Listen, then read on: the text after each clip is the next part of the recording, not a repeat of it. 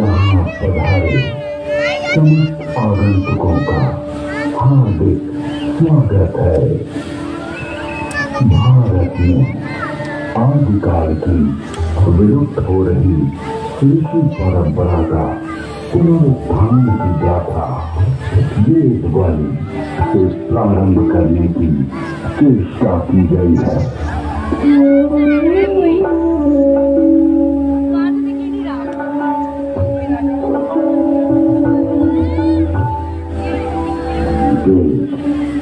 परम पिता परमात्मा की पवित्र वाणी है, जो सृष्टि के प्रारंभ में मानव मात्र के कल्याण के लिए अग्नि, वायु, आदित्य, अंगिरा इन 4 ऋषियों के पवित्र अंतःकरण में उद्भूत हुई। तत्व ज्ञान की दृष्टि से वेद एक है, किंतु विषय विभाग की दृष्टि से इसे 4 भागों में बांटा गया है। ऋग्वेद, यजुर्वेद, सामवेद और अथर्ववेद। ऋग्वेद में ज्ञान का विषय, यजुर्वेद में कर्म का विषय, सामवेद में उपासना का विषय और अथर्ववेद में विज्ञान का विषय है। विश्व साहित्य का प्राचीनतम ग्रंथ वेद है। मानव जाति के प्राचीनतम ग्रंथ होने के कारण उस समय की सभ्यता, संस्कृति, आचार विचार और कर्तव्य आदि को जानने का स्रोत वेद है। भारतीय दर्शन, साहित्य, ललित कला, संगीत, ज्योतिष, ज्ञान विज्ञान वेदों में है। वस्तुतः वेद संसार के समस्त पदार्थों का बोध कराते हैं। वेद के भाष्यकार आचार्य सायर कहते हैं, इष्ट की प्राप्ति एवं अनिष्ट के परिहार के अलौकिक उपाय को बतलाने वाले ग्रंथ वेद हैं। सबके द्वारा पूजनीय और यजनीय परमात्मा से ऋग्वेद, यजुर्वेद, सामवेद और अथर्ववेद प्रकट हुए हैं। ऋग्वेद के मंत्र दृष्टा ऋषि कहते हैं, तस्माद् ज्ञातस्य वरुता ऋचा सामानि जगिरे छंदांसि जगिरे तस्मात् तेजस्त स्माद् जायत। ऋग्वेद, जिसके द्वारा विभिन्न देवताओं की स्तुति की जाती, उसे ऋग कहते हैं। ऋच्यते स्तूयते अन्य इति ऋग। इस प्रकार की ऋचाओं के संग्रह का नाम ऋग्वेद है। ऋग्वेद विश्व साहित्य का प्राचीनतम ग्रंथ है। ऋग्वेद में 10 मंडलों में 1028 सूक्त में 10,600 मंत्र हैं। यजुर्वेद, यजुर्वेद में कर्मकांड का प्राधान्य है, जिसकी समाप्ति अनियत अक्षरों वाली है अथवा जो गद्यमय है, उसे यजुष कहते हैं। अनियताक्षरावसानो यजुर। यजुर्वेद के 2 भाग हैं, शुक्ल यजुर्वेद एवं कृष्ण यजुर्वेद। शुक्ल यजुर्वेद में 40 अध्यायों में 1975 मंत्र हैं। कृष्ण यजुर्वेद गद्यात्मक है। सामवेद गीति साम है, गीतेषु समाख्या। संगीत का मूल उद्गम सामवेद है। सामवेद के दो भाग हैं, पूर्वार्चित एवं उत्तरार्चित। सामवेद में 1875 मंत्र हैं। अथर्ववेद, अभिचार मंत्रों का ज्ञान अथर्ववेद में है। इसमें आयुर्वेद का विस्तृत विवेचन हुआ है। इसकी शौनक शाखा में 20 कांडों में 730 सूक्तों में 6000 मंत्र हैं।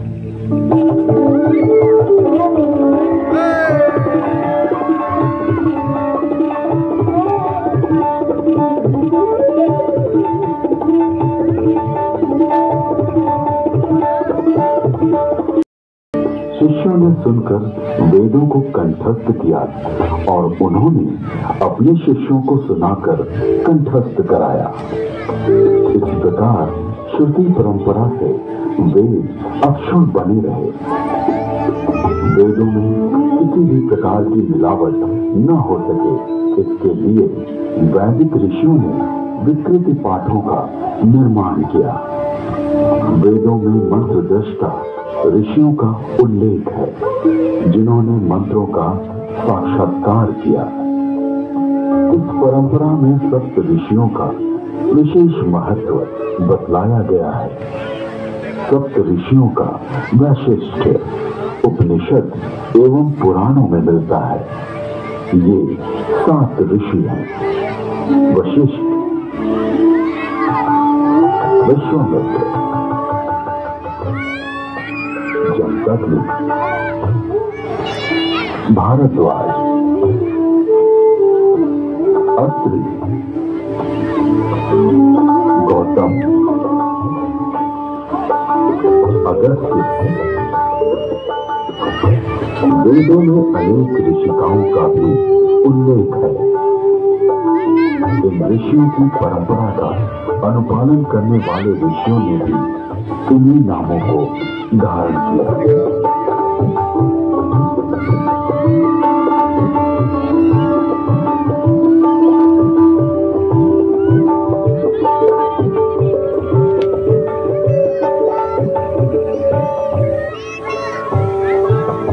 आज विश्व में जिन आविष्कारों का श्रेय पाश्चात्य जगत द्वारा लिया गया है, उसे हमारे प्राचीन ऋषियों द्वारा तथ्य सहित हजारों वर्ष पूर्व प्रमाण सहित वेदों में उल्लिखित किया गया है।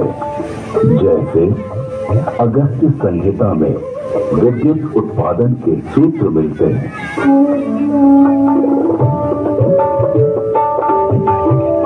एक मिट्टी का पात्र लें, उसमें ताम्र पट्टिका कॉपर शीट डालें तथा शिखग्रीवा कॉपर सल्फेट डालें। फिर बीच में यूनिक कास्ट 500 व सॉडस्ट लगाएं। ऊपर पारा, मर्क्यूरी तथा 10 लॉस्ट रिंग डालें। फिर तारों को मिलाएंगे तो उससे मित्रा वरुण शक्ति इलेक्ट्रिसिटी का उदय होगा। अगस्त्य संहिता में विद्युत का उपयोग इलेक्ट्रोप्लेटिंग के लिए करने का भी विवरण मिलता है।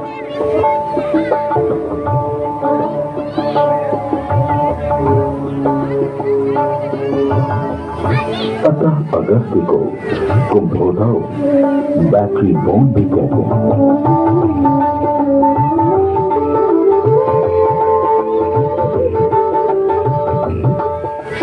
कुंभों उपरोक्त प्रकार से बनी तथा श्रृंखला में जोड़े गए 100 सेलों की शक्ति का पानी पर प्रयोग करेंगे तो पानी अपने रूप को बदलकर प्राणवायु, ऑक्सीजन तथा उदान वायु, हाइड्रोजन में परिवर्तित हो जाएगा।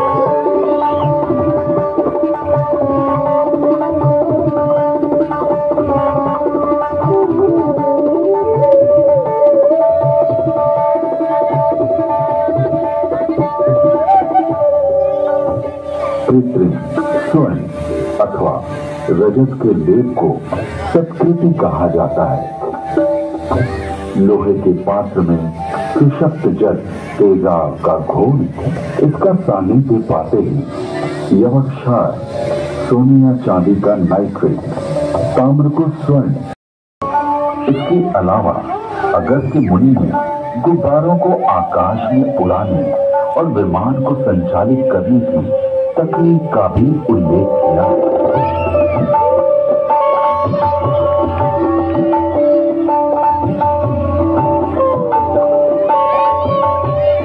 उड़ान वायु हाइड्रोजन को वायु प्रतिबंधक वस्त्र में रोका जाए तो यह विमान विद्या में काम आता है। यानी वस्त्र में हाइड्रोजन पक्का बांध दिया जाए तो उसमें आकाश में उड़ा जा सकता है।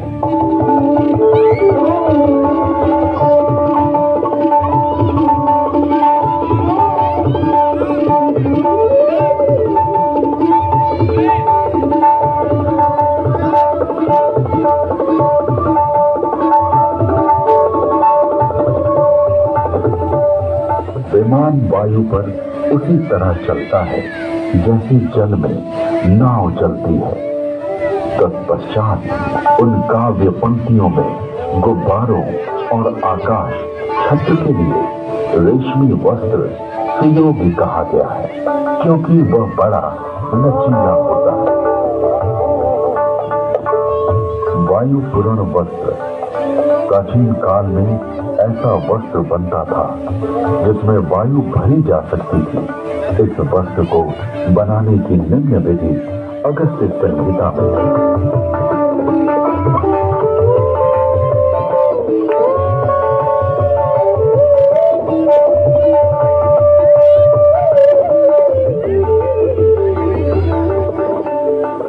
पृथ्वी का सूर्य की परिक्रमा करने का वर्णन ऋग्वेद, यजुर्वेद और अथर्ववेद के मंत्रों में मिलता है।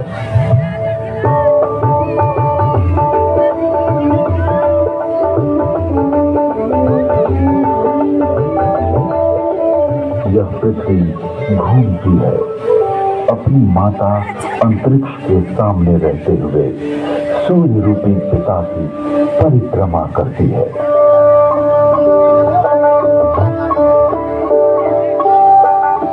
पृथ्वी सूर्य कृष्ण की प्रदक्षिणा करती है।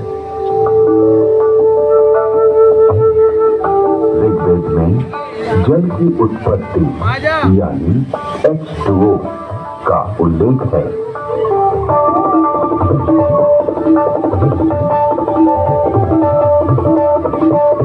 जल की प्राप्ति के लिए